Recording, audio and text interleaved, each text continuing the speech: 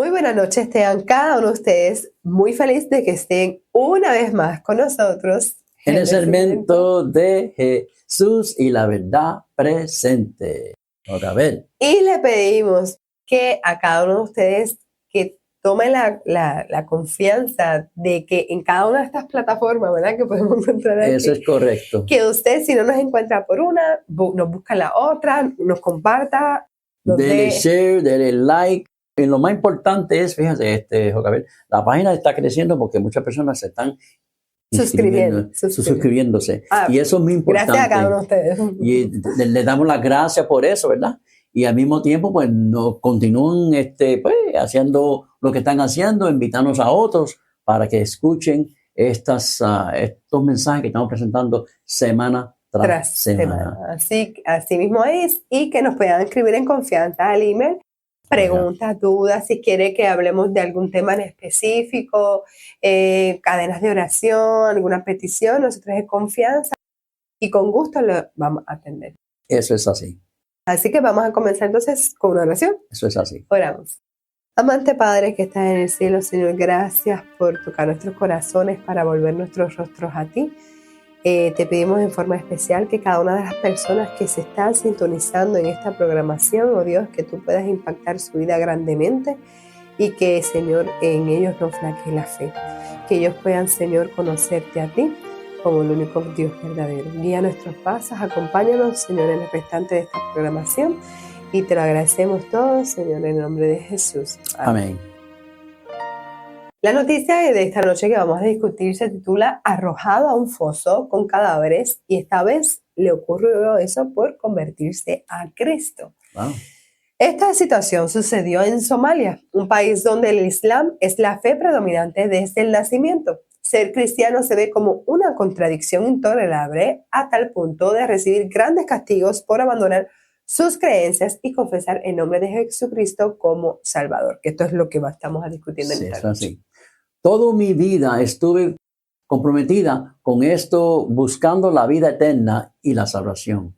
Dijo, detallando que todo cambio en un encuentro de varios cristianos cercanos a su zona. Movido por la curiosidad, Rubel compró una Biblia para comprar las enseñanzas cristianas. Este camino de indagación le tomó 4 años, hasta que finalmente reconoció a Jesús como el único medio para alcanzar la salvación.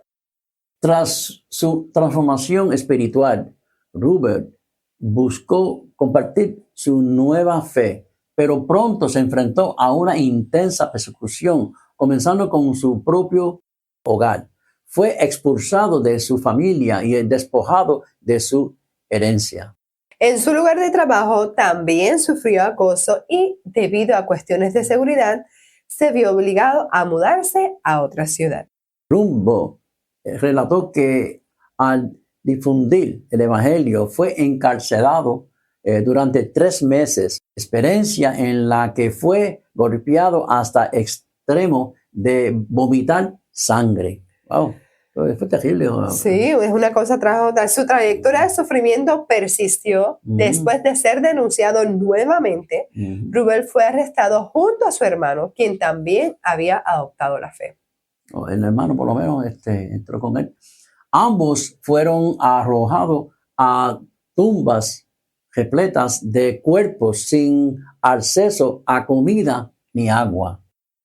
En la actualidad, este chico ha tenido que mantenerse escondido de los extremistas y practicar su fe en secreto, y afirma que solo creer en Dios le hace capaz con mucha dificultad soportar la persecución. Así que, ¿de qué estamos hablando? De las situaciones que están pasando los cristianos allá en Somalia y cómo la persecución, vimos cómo la familia, el trabajo de una ciudad a otra ciudad, cómo lo perseguían, cómo lo echaron en la cárcel, cómo le dieron una pela al punto de vomitar sangre. Es increíble.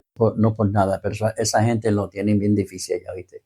En Samaria lo tienen difícil. O sea, que hay otros países más que están bajo esas condiciones. ¿Cuántas también. personas tal vez quisieran o identifican que esa es la verdad y por miedo a todo lo que le pase se mantienen? Se mantienen, no, se quedan callados. No toman la decisión. Sí. No toman la decisión. Pero esta gente ellos siguen para adelante. O sea, mucha oración para ellos. Yo los felicito a ellos, ¿entiendes? Porque ellos están haciendo una obra también allá con nuestros hermanos queridos. Hay una preguntita, ¿no? ¿Por qué permite Dios la prueba? Fíjate, es una pregunta bien interesante, ¿no? ¿Por qué Dios permite la prueba? La verdadera gracia está dispuesta a ser probada. Y si estamos poco dispuestos a ser escudriñados por el Señor, nuestra condición es a la verdad grave. Dios es el refinador y purificador de las almas. En el calor del horno, la escoria queda para siempre separada del verdadero oro y plata del carácter cristiano. Jesús vigila la prueba. Él sabe lo que es necesario para purificar el metal precioso a fin de que refleje el esplendor de su amor divino. Así que Dios permite las pruebas para contestar a una oración, para refinar el carácter. Este muchacho, que se llama Rubén, logró que su carácter fuera refinado, impactó la vida de su hermano. Asimismo, cuántas otras vidas, viendo la gente, wow, se mantiene firme en su creencia, ¿sabe? ¿Cuántas otros testimonios pudo haber logrado? Dios solamente lo sabe. Sí. Pero Dios permite las pruebas para purificar, como Él dice, ese metal precioso para que entonces podamos reflejar su amor. Eso es así. Hay otra pregunta. ¿Qué podemos hacer ante la prueba? Ya sabemos que Dios las permite con el propósito. Sí, propósito. Ahora, ¿qué podemos hacer cuando nos llega la prueba? Dice que busquemos al Señor para que os proporcione sabiduría para cada emergencia. En cada prueba, rogad a Jesús que os muestre el camino que os hará salir de vuestros problemas. Y entonces vuestros ojos serán abiertos para que contempléis el remedio y apliquéis a vuestro caso las promesas sanadoras registradas en su palabra. Y sigue diciendo, en esta forma el enemigo no encontrará lugar para inducir al lamentario y a ser incrédulos, sino que tendréis fe, esperanza y valor en el Señor. Así que quiere decir a cada uno de ustedes que nos están sintonizando que cuando llega una prueba, lo primero es postrarnos de error y decir, exacto, Señor, dame sabiduría para yo entender por qué estoy para qué yo estoy, no por qué, para qué yo estoy en esta situación. Y Dios nos va a dotar de la sabiduría que nosotros necesitamos, porque el enemigo, como estaban diciendo, lo que quiere es que nos lamentemos, ay, mira para allá lo que me pasó, mira qué mala suerte, y perdamos la fe. Pero si nos mantenemos firmes, porque en devoción buscamos su presencia, dice que no nos va a faltar ni la fe, ni la esperanza, ni el valor. Exacto. Yo quiero también comentar sobre eso, sobre las pruebas. A veces las pruebas que no es fácil, porque a veces cuando llega una prueba para nosotros, la gente, si no tenemos pruebas ninguna, es porque en sí, pues, ¿sabes? Tú no estás haciendo nada. Si tú te pones a trabajar para el Señor, va a tener que pasar por muchas pruebas, es lo que quiero decir. O sea, ahí es donde está en lo que se llama entra la pelea. La batalla. Campo de batalla. El campo de batalla. O sea, porque si tú no tienes prueba ninguno y tú estás metido, vamos a suponer, en la iglesia, cual sea la iglesia, y no tienes nada con nadie, no tienes ningún tipo de batalla con nadie, y tú estás tranquilito, una cosa y la otra, debe preocuparte mucho.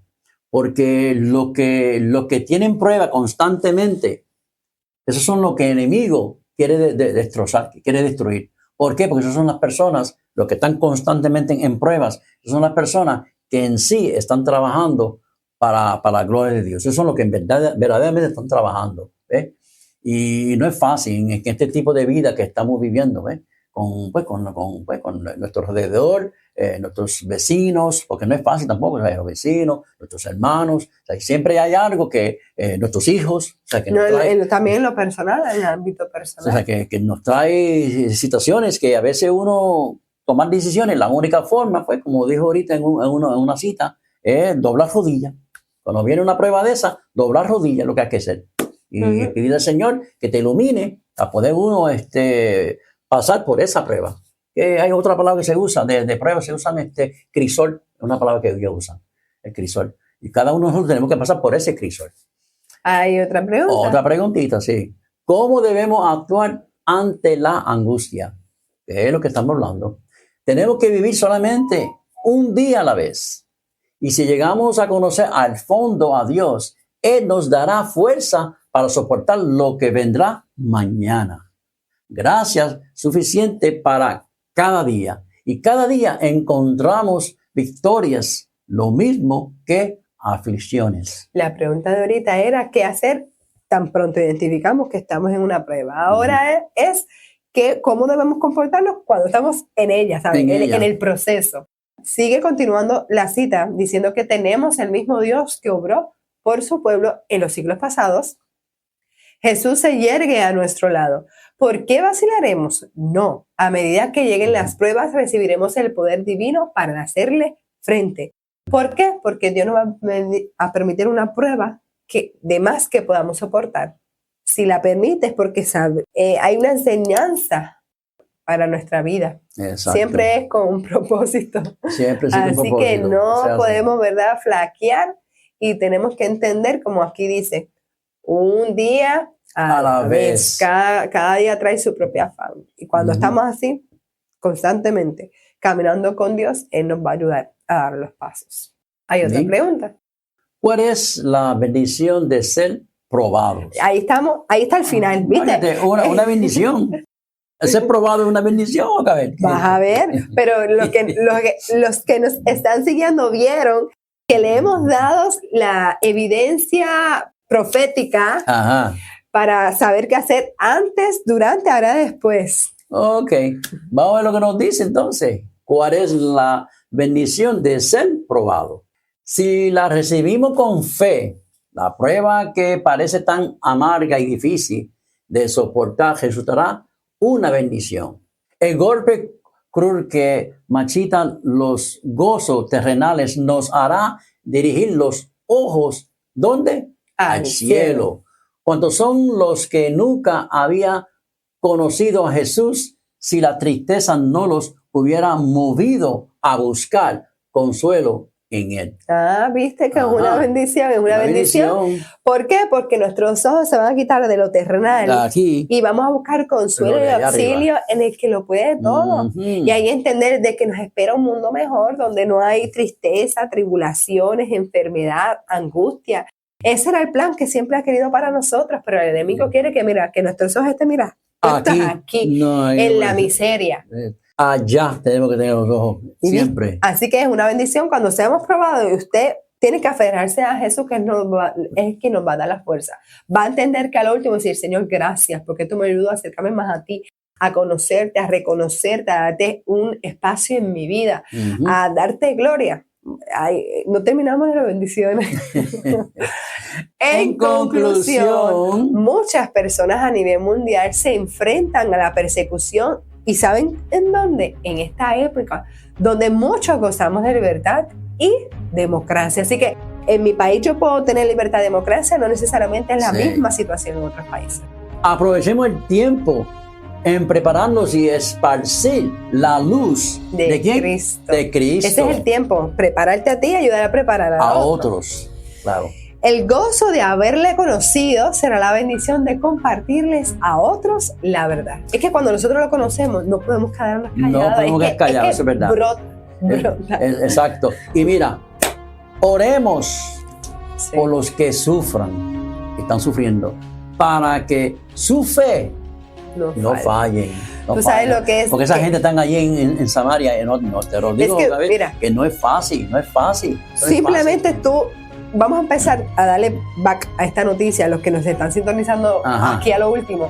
Y tan solo entender que tu propia familia te acusa. Exacto, ahí que estamos llegando. Ya eso es un punto de todo lo que le faltó. Después que tú no puedas vivir en tu país porque te están persiguiendo, vas a otro y te pasa lo mismo. ¿Sabes? Es uno buscando esperanza tras esperanza y que en cada punto estés sin opciones. Ahí vemos que solamente dependemos, ¿sabe? Y podemos contar con Dios porque es el que nos da la fortaleza. El humano no se puede, el humano no se puede, es No muy se puede. difícil. Exacto. Pero, Maranata, Cristo viene.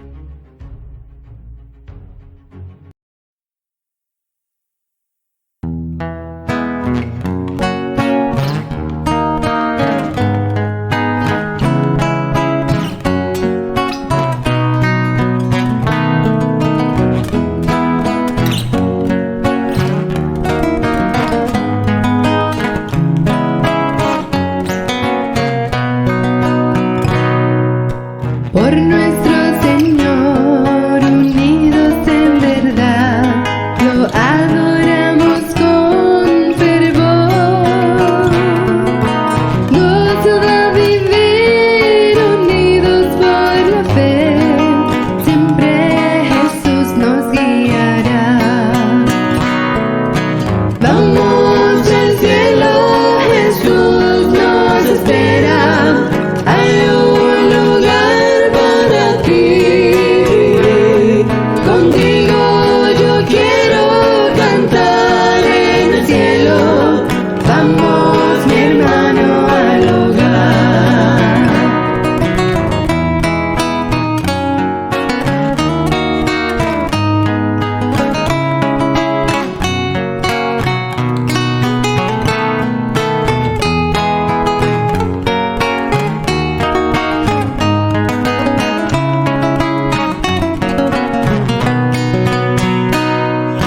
Vamos al cielo, Jesús nos espera. Hay un lugar para ti. Contigo yo quiero cantar en el cielo. Vamos, mi hermano, al hogar. Al gran capitán habremos de seguir. La gran victoria cerca está. Sin vacilación al cielo vamos a ir, que nadie falte allá. Vamos al cielo, Jesús nos espera. Hay un lugar para ti. Contigo yo quiero cantar en el cielo. Vamos, mi hermano, al hogar.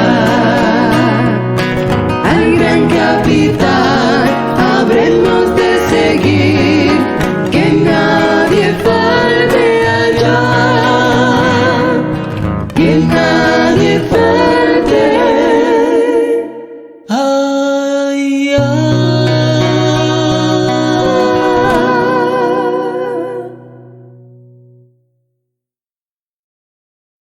Saludos hermanos y amigos, les habla su amigo en Cristo Jesús, Juno Trinidad. Continuamos con las profecías de Daniel, lección número 8, cual lleva por título La mezcla babilónica. Cuando Daniel y sus amigos llegaron a Babilonia, tuvieron que superar varias pruebas. Bueno, la primera estaba en relación con la comida y a la bebida. El rey Nabucodonosor les señaló la ración de la provisión de su propia comida. Según en la lámina que tenemos aquí así, Daniel 1:8 nos dice que y del vino que él bebía, según Daniel 1:5, pero Daniel propuso en su corazón no contaminarse con la porción de la comida del rey, ni con el vino que él bebía. Algo estaba mal con el vino que bebía el rey, pues iba a contaminar a Daniel y a sus amigos. El problema era que se trataba de un vino fermentado, o sea, alcoholizado, y no de un saludable zumo de uva, mosto, ¿no? Después de reconocer Messer que estaba puesto por jefe sobre Daniel y sus amigos, que legumbres y agua era mejor y más saludable que la comida y la bebida del rey. Pues dice Daniel 1, 11 hasta 16, básicamente, se llevaba la porción de la comida de ellos y el vino que había de beber y les daba legumbres. Recordemos que Belsasar, último rey de Babilonia, hizo un gran banquete a 1000 de sus príncipes. Y en presencia de los 1000 bebían vino. Belsasar, con el gusto del vino, cuando ya mostró su efecto inebriante, mandó que trayeses los vasos de oro y de plata que Nabucodonosor, su padre, había traído del templo de Jerusalén, para que bebiesen en ello el rey y sus grandes, sus mujeres, sus concubinas. Esos vasos eran sagrados. En ellos, los sacerdotes del pueblo de Dios del antiguo pacto depositaban la sangre de los sacrificios, que venían siendo las ovejas, las palomas, etcétera, que representaba a Jesucristo. En Hebreo 9:21, el Cordero de Dios que quita el pecado del mundo, según Juan 1:29. A colocar en ellos el vino fermentado de Babilonia durante esa fiesta, en la cual adoraron todo tipo de ídolos y divinidades paganas, los deshonraron sumamente, cometiendo una terrible blasfemia. Lo que hicieron a mezclar el vino inmundo con los vasos sagrados fue crear una pecaminosa mezcla babilónica. Ellos mezclaron lo santo con los profanos, lo bueno con lo malo, lo justo con lo injusto, y la verdad con el engaño, el error y la mentira. El problema de los dos Babilonias, la antigua literal y la mística del tiempo del fin, es la falsa religión y la falsa adoración representada por el vino fermentado, con los vasos sagrados de la verdadera adoración de Dios. Pero Dios no aprueba estas mezclas abominables y confusas de lo verdadero con lo falso. El ser humano debe decidirse y estar claramente con Dios o con el demonio, alguno de los dos. 1 Corintios 10, 20 y 21. No podéis beber la copa del Señor y la copa de los demonios. No podéis participar de la mesa del Señor y de la mesa de los demonios. El que participa de una mezcla babilónica está automáticamente con la copa del diablo. Eso es así. Jeremías 51, 7, 8. Nos dice, copa de oro fue Babilonia en la mano del Señor, que embriagó a toda la tierra. De su vino bebieron los pueblos. Se aturdieron, por tanto, las naciones. En un momento cayó Babilonia y se despedazó. Babilonia realmente fue una copa de oro en la mano del Señor, como acabamos de leer.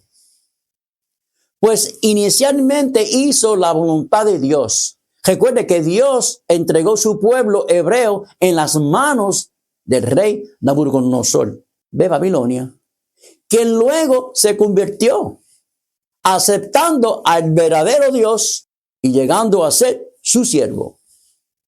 Pero, lamentablemente, Babilonia se alejó de todo lo bueno, santo y justo, convirtiéndose en un sistema religioso engañoso, que hizo beber y aturdir espiritualmente a los pueblos y a las naciones de la tierra con su vino fermentado, símbolo de sus falsas doctrinas, profecías y divinidades.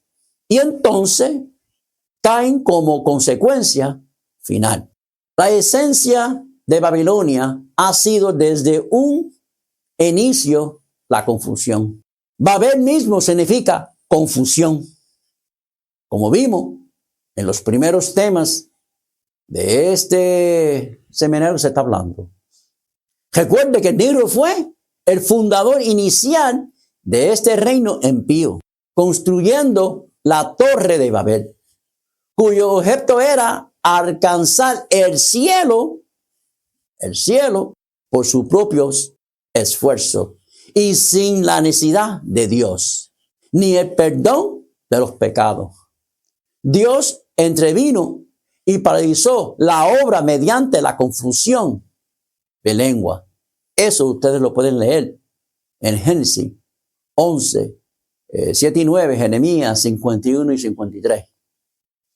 Dios inspiró a su profeta Jeremías y a sus profetas Juan, quien escribió el Apocalipsis para aquel entonces. Ha caído Babilonia, la gran ciudad, porque ha hecho beber a todas las naciones del vino y de furor de su fornicación. Apocalipsis 14, 8.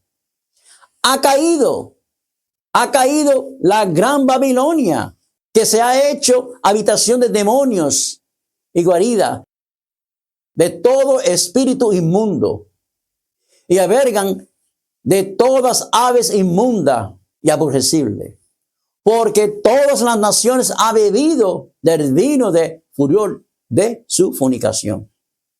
Y los reyes de la tierra han fornicado con ella, y los mercaderes de la tierra se han enriquecido de la potencia de sus diletes.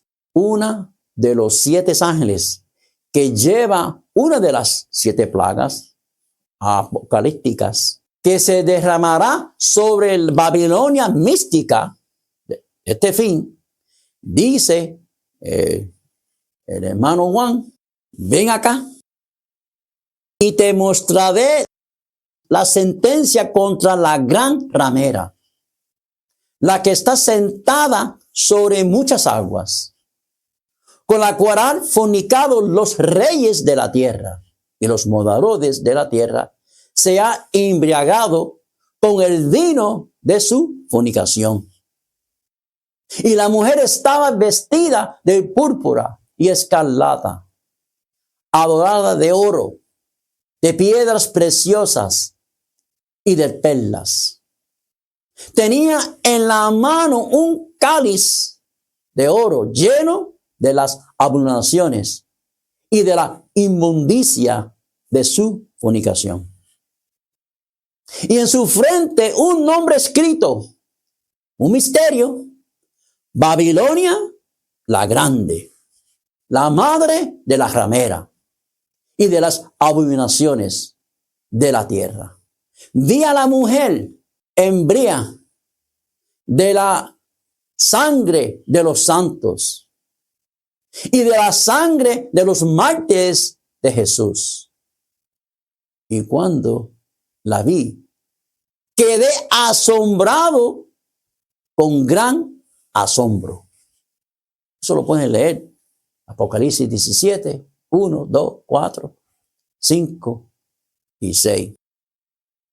Los pasajes, hermanos, que acabamos de leer contienen varios símbolos que tenemos que aclarar para entenderlo bien. Antes de una sentencia hay un juicio, ¿sí?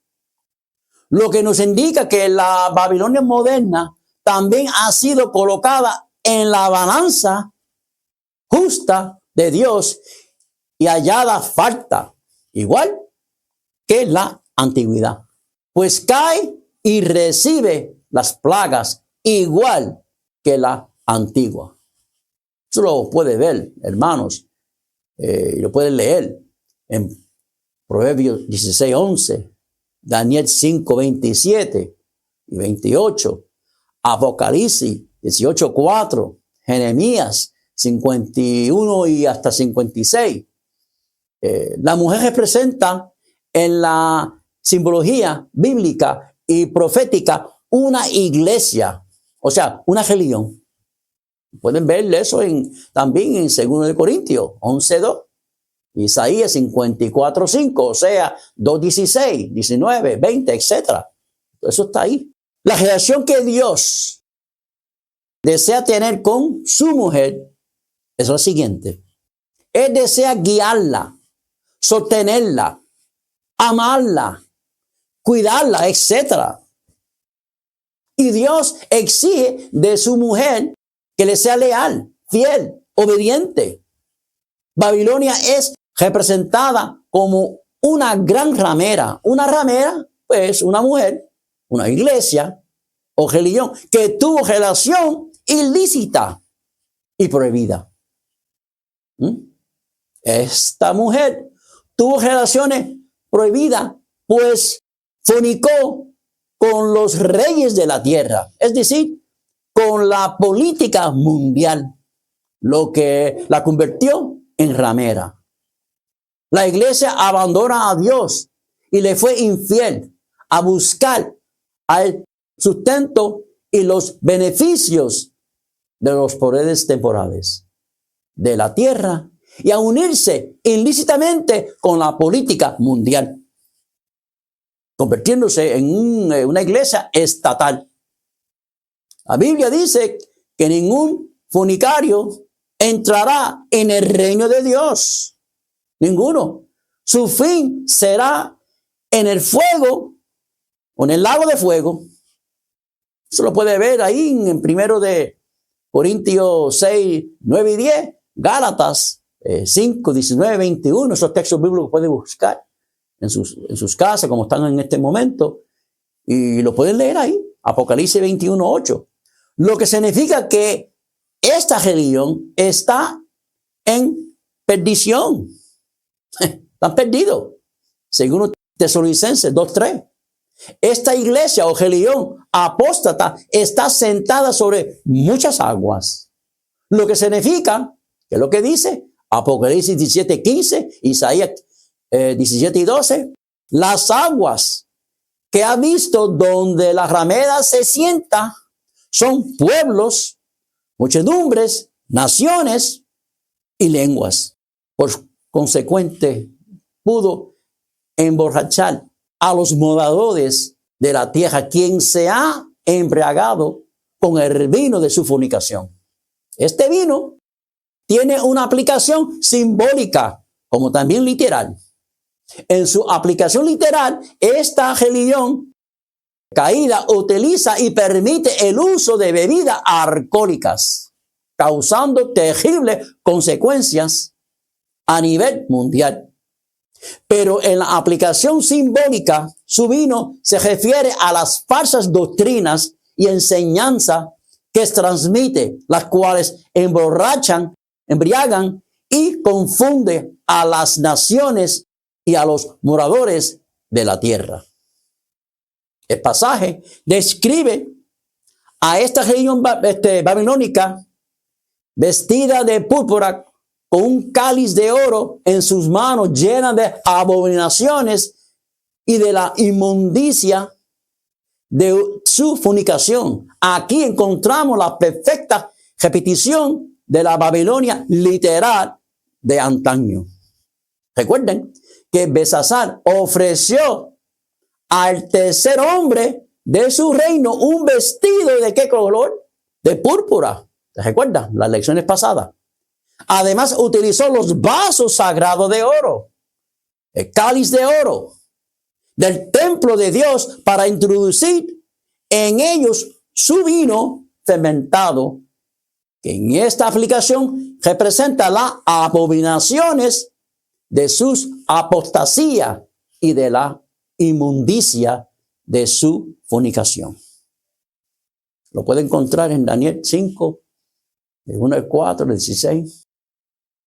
Una vez que la mujer embriagó a los moradores de la tierra con el vino de su fornicación, ella misma se embriagó, pero lo hizo con la sangre de los santos y de los mártires de Jesús. Ocurrió así. Después que la iglesia apóstata confundió a las poblaciones con sus falsas doctrinas y enseñanzas, el vino simbólico, y entretuvo a las muchedumbres con el vino literal en sus impías fiestas babilónicas, ella pudo perseguir, torturar y matar libremente a aquellos hijos de Dios que decidieron no participar en la apostasía generalizada. La Babilonia del fin impone su adoración nuevamente mediante la fuerza, utilizando como instrumento un decreto de muerte, igual como lo hizo Nabucodonosor de la Babilonia antigua, mediante la amenaza de ¿qué? Del horno de fuego para la adoración de su estatua, ¿te recuerdas? De oro, que eso se encuentra en Daniel 3, ¿te recuerdas? Bueno, también habla en Apocalipsis 14, 15 y 12, 17 y 24, tal como la Babilonia antigua volvió en pecado imponiendo la adoración de una estatua. La Babilonia moderna del fin vive también en pecado imponiendo de la misma manera de la adoración de una imagen, forzando sobre las naciones la desobediencia hacia los mandamientos divinos. Pero así, volviendo a la escena de este tema, podemos decir, subiendo hasta aquí, hermanos, que la falsa religión o la iglesia apóstata utiliza y permite y ofrece vino fermentado, alcoholizado, lo que significa que la religión babilónica antigua y moderna emborracha, confunde, embriaga y engaña espiritualmente y físicamente a los moradores de la tierra. La palabra de Dios es muy claro, es clarita. Ella prohíbe el uso de la bebida alcohólica en general, pero con mucho más énfasis para los líderes religiosos, aquella persona que tiene un trabajo espiritual de transmitir la palabra de Dios a las masas entre Dios y el hombre, como los sacerdotes, profetas, pastores, teólogos, obispos, ancianos, diáconos, etc. Pues analicemos los siguientes versículos. Y miren lo que dice Isaías 28:7. Pero también estos erraron con el vino y con sidra se entontecieron. El sacerdote y el profeta erraron con sidra, fueron trastornados por el vino, se aturdieron con la sidra, erraron con la visión, tropezaron en el juicio. Nabucodonosor y la estatua de oro que enseñaba una Babilonia eterna y la Babilonia final está relacionada también con las falsas profecías. Además, tropieza en juicio a ser injusta, imponiendo lo erróneo y persiguiendo a los que no participan de su apostasía. Es por eso que Dios prohíbe estrictamente el uso de la bebida alcohólica a los que entran en el templo de Dios para ministrar, como veremos en el versículo siguiente, pues únicamente así tendrá la lucidez necesaria para discernir entre lo limpio y lo inmundo, y para enseñar al pueblo a ser diferente entre lo que es lo santo y lo profano. El asunto es tan serio que Dios advierte para sanción la muerte, que nadie del sacerdocio perpetuo debe entrar jamás en el templo de Dios, o sea, en la iglesia, habiendo tomado bebidas alcohólicas. Levítico 10, 8, 10. Dice, y el Señor habló a Aarón diciendo, tú y tus hijos contigo, no beberéis vino ni sidra cuando entres en el tabernáculo de reunión, para que no moráis. Estatuto perpetuo será para vuestras generaciones, para poder discernir entre lo que es lo santo y lo profano, y entre lo inmundo y lo limpio. Es necesario que el obispo sea irreprensible, marido de que una sola mujer, sobrio, prudente, decoroso, hospedador, apto para enseñar, no dado a vino, etcétera. Eso lo dicen 1 Timoteo 3, 1 a 4. También está en Tito 1, 7 y 8. Lo mismo instruye para los diáconos y sus esposas. 1 Timoteo 3, 8 y 11. Y a los ancianos y a las ancianas que estamos teniendo ahora, ¿no? San Pedro enseña que en el nuevo pacto del Nuevo Testamento, todos los creyentes en Cristo Jesús son llamados sacerdocio santo o real sacerdocio. 1 de Pedro 2, 5, 9. Esto significa que ningún cristiano debe tomar bebida alcohólica. Ninguno. De paso, se ha dicho que la Biblia menciona solamente el vino y la sidra como bebida alcohólica. Esa bebida llegaron en aquel entonces cuando fueron escritas las Sagradas Escrituras. Solamente un grado máximo de 14% de alcohol por su procesión primitivo de fermentación. Con mucho más razón, el Señor prohíbe la bebida alcohólica de la actualidad, que son mucho más fuertes, porque hoy en día esa bebida es fuertísima. Acerca de Juan el Bautista, el ángel le dijo, ¿qué fue lo que le dijo? Efesios 5, 18. Será grande delante de Dios. No beberá vino, ni qué cosa, ni sidra. Y será lleno de qué? Del Espíritu Santo. Lucas 1, 13 hasta el 15. No os embriaguéis con vino, en lo cual ha disolución. Ante bien, ser lleno del Espíritu. La Biblia muestra el consumo del alcohol como obra de la carne, que está en oposición en los frutos del Espíritu. Gálatas 5, 19, 21.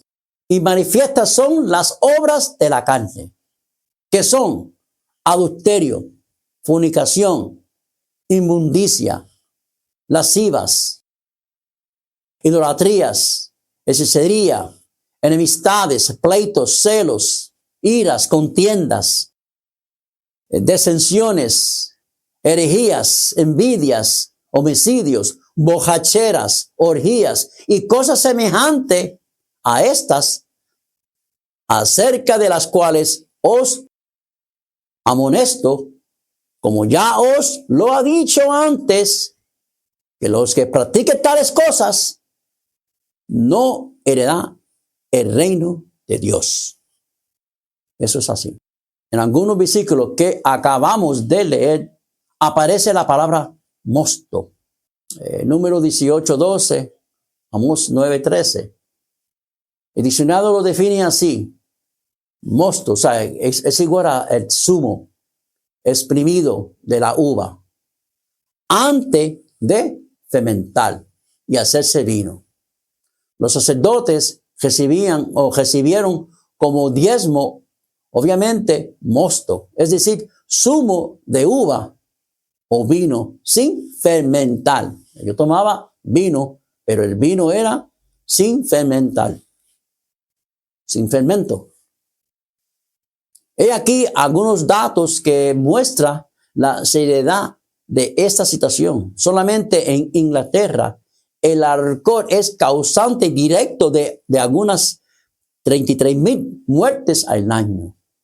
Además, es responsable por 25% de los arrestos y por el 65% de los crímenes violentos. Hay fiscales que deciden que 4 de cada 5 crímenes están relacionados a las bebidas alcohólicas. Solamente en Alemania hay más o menos como 6 millones de alcohólicos. Incluso hay una clínica especializada de desintoxicación para sacerdotes católicos. Es increíble, pero tan solo en Estados Unidos de América son 100 millones de cristianos que toman alcohol. Allá en Frankfurt, en Alemania, Maine, 7 a 10% en las 2 grandes iglesias de Alemania tienen problemas con algún vicio, según los datos de los expertos. Según la estimación de los aproximadamente 20,000 sacerdotes católicos y de los 25,000 pastores evangélicos, entre 3,500 y 4,500 son viciosos dependiendo del alcohol. Todo lo que crea un vicio es del diablo. Todo.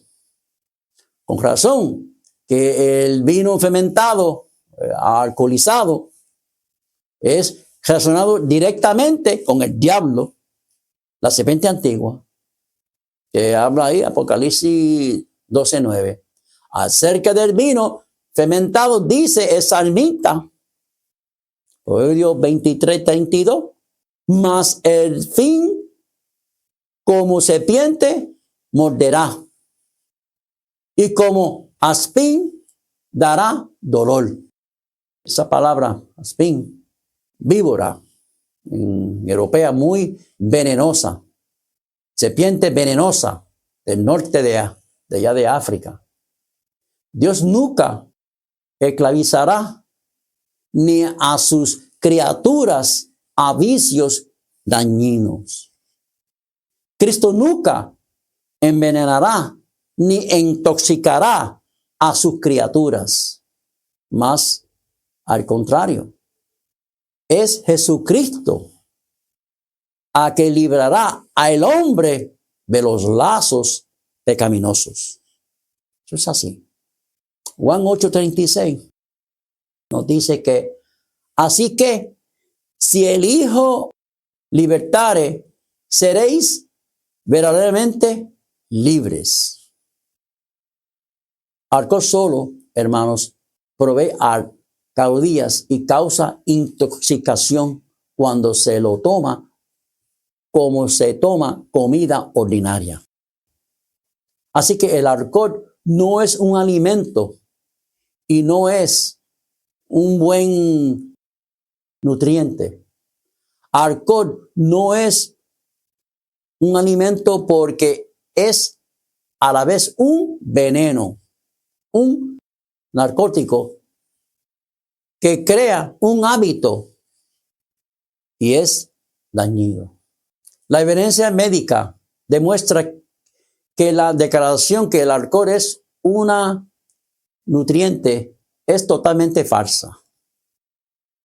Y no solamente esto, la evidencia muestra que el alcohol es un veneno, lejos de nutrir el cuerpo.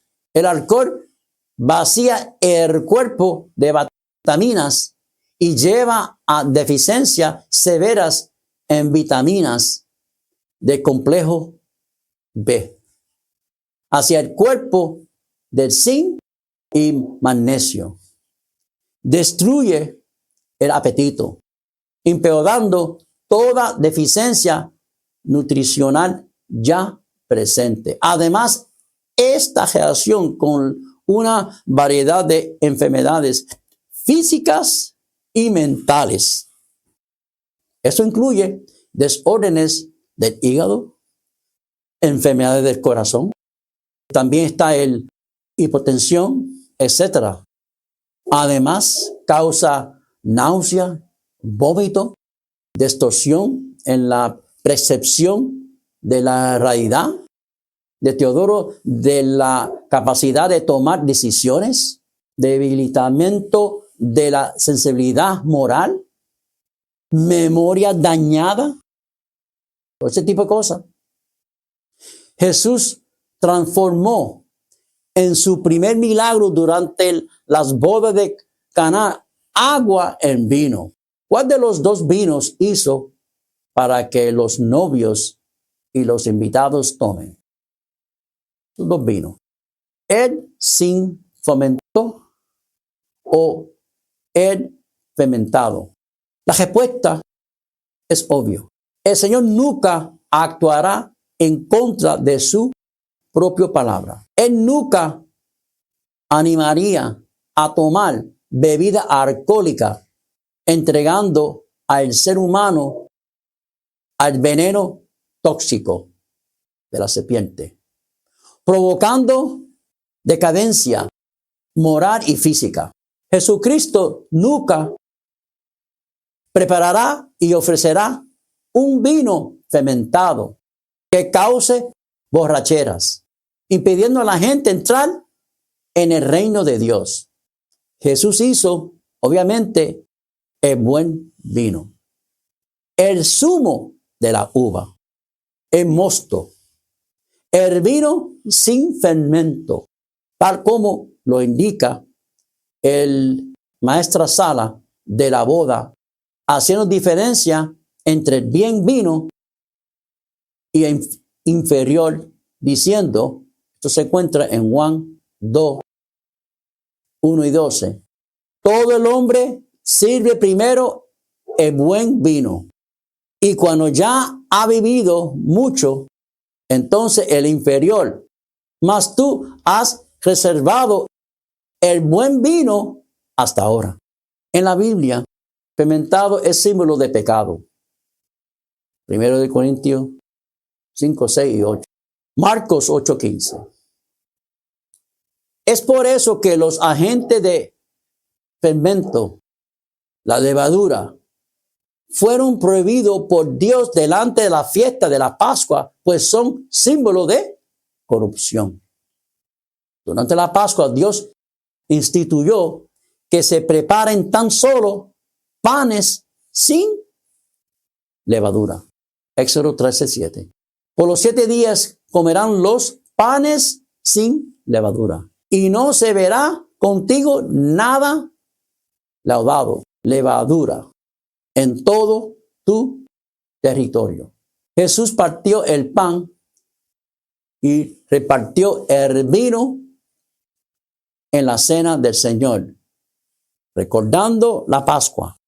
Llegó el día de los panes sin levadura, en el cual era necesario sacrificar el cordero de la Pascua, y mientras comían, tomó Jesús el pan y bendijo y lo partió, y dio a sus discípulos y dijo: toma y come, esto es mi cuerpo. Y tomando la copa y habiendo dado gracia, les dio, diciendo: bebe de ella todos, porque esto es mi sangre de nuevo pacto, que por muchos es derramada para remisión de los pecados. Y os digo que desde ahora no beberé más de este fruto de la vid, hasta aquel día en que lo beba nuevo con vosotros en el reino de mi Padre. Lucas 22, 7 y Mateo 26 hasta el 9. La razón por que los panes eran sin levadura, es decir, sin fermento, es porque representaba el cuerpo puro y sin pecado del Señor Jesucristo. Esa es la razón. De la misma manera, el contenido de la copa que el Señor compartió era el fruto de la vid, tal como lo indica Jesús. Obviamente se trataba de el zumo de la uva sin fermento, tal como indicó la instrucción divina para la fiesta de la Pascua. El cordero que fue sacrificado representa al Señor Jesucristo, que sería santificado como el Cordero de Dios, que quita el pecado del mundo. El zumo de uva representaba la sangre de Cristo, en la cual hay vida. Y sin derramamiento de sangre no hay perdón de pecados. Jesús dice, yo soy la vid verdadera. La sangre de Jesús no es un producto degenerado por fermentación. Después de la Santa Cena, Jesús dijo, Mateo 26-29, no beberéis más de este fruto de la vid, hasta aquel día en que lo beba nuevo con vosotros en el reino de mi Padre. ¿Debemos tomar vino? Claro que sí. Pero no cualquier vino, sino el buen vino sin fermento, el recién exprimido zumo de uva, el mosto natural y nutriente. Eso es así, hermanos. Le esperamos en nuestra próxima semana con la lección número 9, cual lleva por título la adoración del Rey. Oremos. Señor Padre, en esta hora, gracias te damos una vez más. Agradeciendo, Señor, por las bendiciones que nos da día tras día. Una vez más, Señor, aquí estamos, dándote las gracias por el mensaje que nos presentaste. Aquellos que están pasando por una situación, no solamente de alcohol, pero también de drogas, diferentes tipos de drogas que hay. Oh Dios, ayúdele, Señor, a alejarse de esa fermentación, de ese tipo de ese problema que están pasando, oh Dios, porque no es fácil dejar ese tipo de vicio, ese hábito. Cuida de ello, oh Dios. Permita que su Santo Espíritu lo visite en esta hora. Tócalo, Señor, en este momento. Ayúdale, Señor, a alejarse de esos vicios, Señor. Una vez más te pedimos perdón si lo he ofendido. En el nombre de Jesús. Amén. Amén. Hasta la próxima.